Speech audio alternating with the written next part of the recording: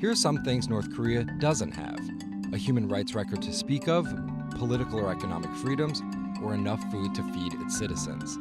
Here's what North Korea does have: a nuclear weapons program and an unpredictable young leader whose finger is on the button. Are North Korea's nuclear threats something to fear, or just saber-rattling from an isolated nation? So here's the situation. On January 6, 2016, a 5.1 magnitude earthquake was detected here. It was the result of North Korea's fourth nuclear test in a decade. While military experts are skeptical of Pyongyang's claim that it detonated a full-fledged hydrogen bomb, they agree the test furthered North Korea's aim to mount a nuclear warhead on a ballistic missile. The United Nations and the US, once again, responded to the threat with even more sanctions. And we need to dial up our own sanctions and toughen sanctions enforcement, and that's exactly what this bill does.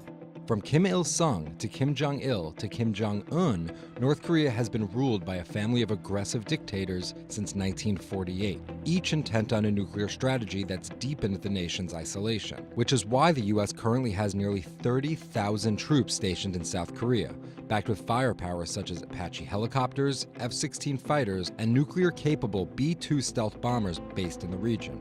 Now here's the argument. This could all just be a tactic. North Korea has a long history of escalating and then de-escalating hostilities in order to broker economic and diplomatic concessions. South Korea, with support from Japan and other nations, will bear most of the cost of providing North Korea with fuel to make up for the nuclear energy it is losing, which leaves the US and the world in a tricky position.